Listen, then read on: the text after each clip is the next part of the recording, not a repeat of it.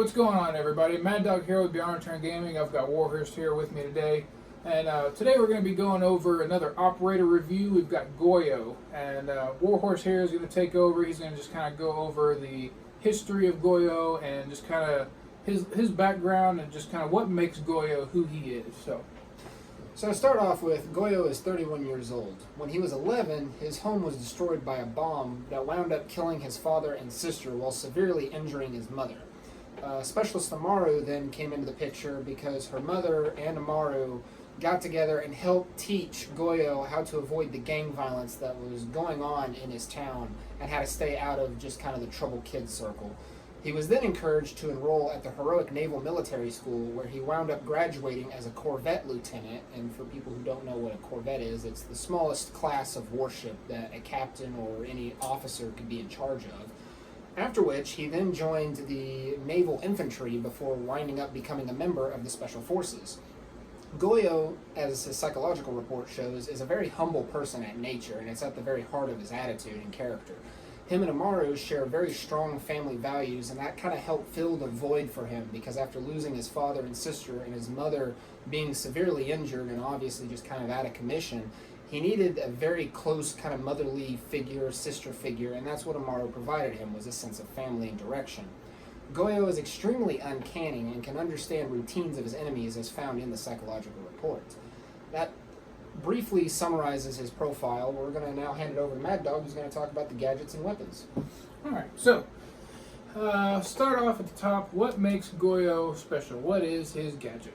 Well, simply put, Goyo has a deployable shield that he attaches a gas canister on, which acts as an incendiary bomb. Whether you shoot it, or an attacker breaches a wall beside it, or a cap can goes off, something that is just basically breaks that casing and creates an explosion, which then destroys the shield and causes a fire around it, kind of like Capital does.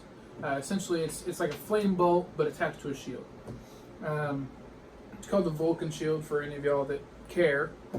But that's what Goyo's gadget is.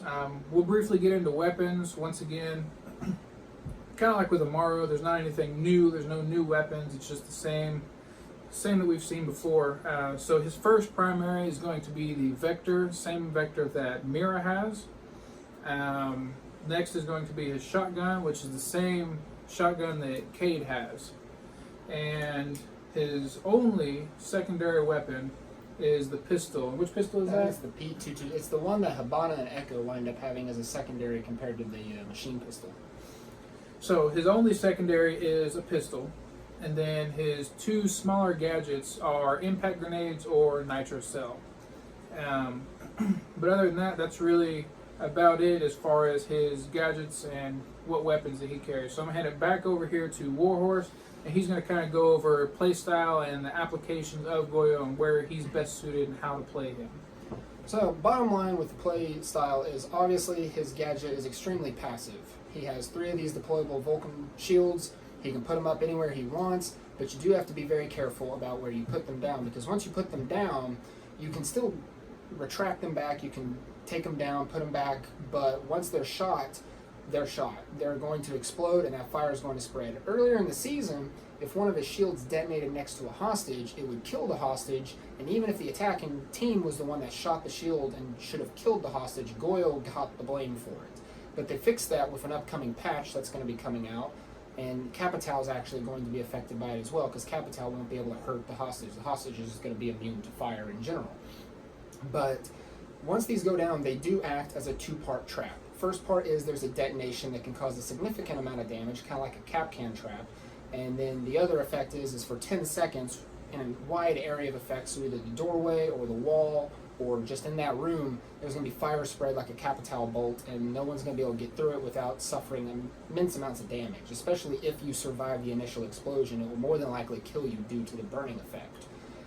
His playstyle, as far as weapons goes, the Vector is just like Mira's. It can melt people in an instant because it has such a high rate of fire and a decent little damage for such a gun that has such a high rate of fire. The other gun is Cade's Slug shotgun, and he is the first 2-speed defender that has access to an ACOG, because that shotgun can equip an ACOG. That shotgun is kind of high skill though, because you only have a few rounds and it has pretty tremendous kick. It's not real bad, but for inexperienced players or players who aren't familiar with the gun at all, it can be a little bit of a mule to handle.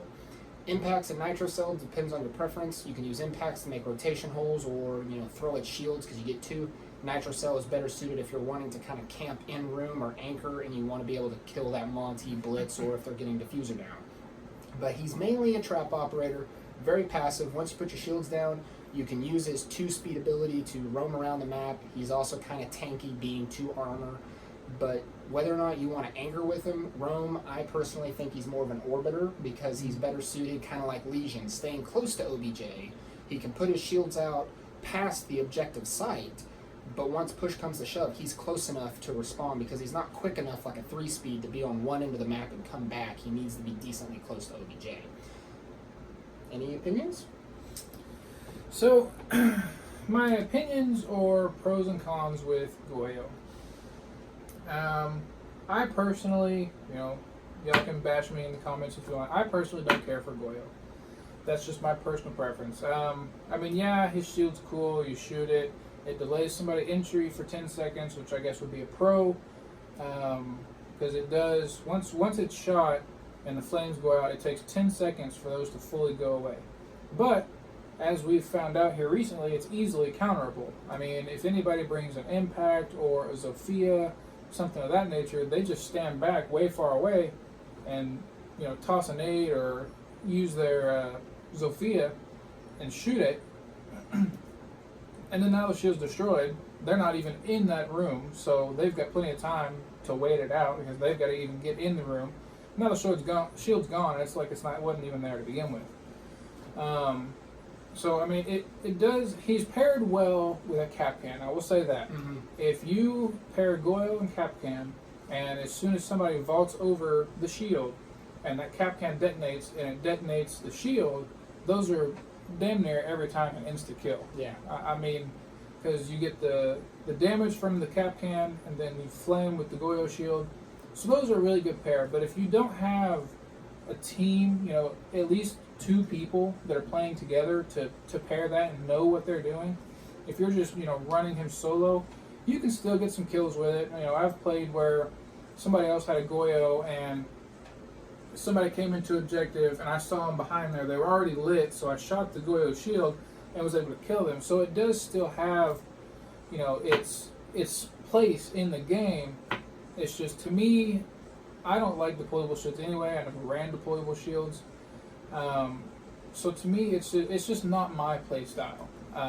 But then again, it's gonna be different for everybody. But that's really all I've got to say on it. I mean, like I said, with his application, he's more of an orbiter. One of the cooler things that we recently discovered, this was through IceyCat. We'll leave a link in the description for him on his YouTube channel. But he showed that you could take these Goyo shields, or the Vulcan shields, and deploy them to walls. They will attach to a wall on one side, and it doesn't matter if it's soft wall or a reinforced wall, but if the enemy breaches that wall, it'll destroy the shield and cause it to activate. So if you're experiencing a team, let's say on Chalet, because everyone goes down in snowmobile and defends that objective site, if someone blows it up, Thermite or Habana, or it's just left unreinforced and a breaching charge goes off, they still can't rush room. It'll still delay them for 10 seconds, which gives you time to get out of there or set up a proper defense and be ready for them to push. He is, though, a mixed blessing, because as many times as we used his shields to delay people, there have been times we've lost site control and they use the shields against us because you can't get through it. Friendly fire is not very friendly. And so when that fire gets activated and someone knows I've got diffuser down, I just have to watch this door because you're in hallway, and if I shoot that shield, you still can't push through for 10 seconds.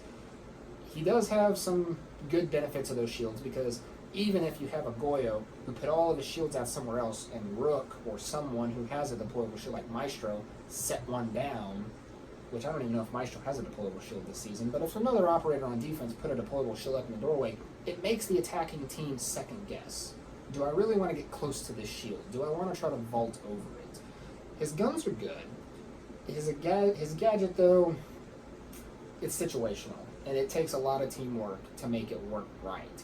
And I feel like both operators this season, Amara and Goyo, are kind of the same It's kind of like last season when we got Knock and Warden. They're situational. They're good in of themselves, and in certain situations they excel. But we already have enough operators who fill the basic roles that he's not a necessity on any team. But I would give him a good rating. I definitely would pick him if I was one who had 25,000 renown looking to get the new operator out of these two. I would go with Goyo first just because he's a little more versatile than Amaru, but he's not going to be replacing anybody's main for a while unless you just absolutely master right off the get-go his gadgets, his guns, and his playstyle. Yeah, I mean, his gun, like I said, is the same as Mira, and that's where my issue lies, is why choose a Goyo if you can choose a Mira? It's the same gun. If you're like, oh, you know, if you have a hard-on for the Vector, you're like, I gotta use a Vector, it's my favorite gun in the game, go with Mira. I mean, to me, her gadget is much more usable because, one, you can stand behind a reinforced wall and peek people. Mm-hmm. You can mirror trick, you know, I mean, have two of them going on and peek one and look through the other. It's a lot better of a gadget to me if you're just looking for an operator that has that gun. And like I said in our Amaru video, that's where we differ, is if I had the 25K, then I'd go pick up Amaru just because it's fun. You can grapple somewhere real quick and get into an objective. Yes, the Vector's nice. I do enjoy like the Vector. I like the Vector a lot, but it's just not the operator that I would pick up for the 25K right out the gate. But I think that's pretty well summed up. You have operators who already have operators that can do their job, if not better, who are already in game, who already have an established position on teams. They are two good operators in of themselves. In certain situations, you might want to bring them if you have aggressive, you know, attackers who just continually will hammer you. But why pick one over the other for your main? But that's about it. Yep, that's going to be all we got. So thanks for watching, and we'll see you on the next one.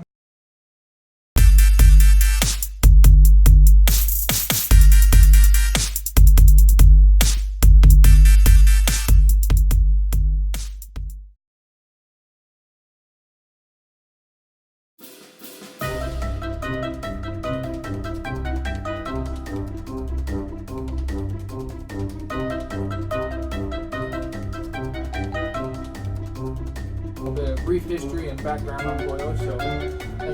So personnel file for Goyo, fire.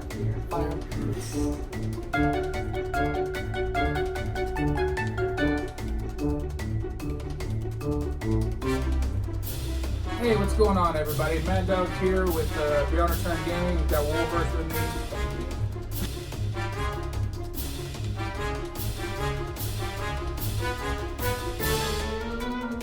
Hey, what's going on, everybody? We've got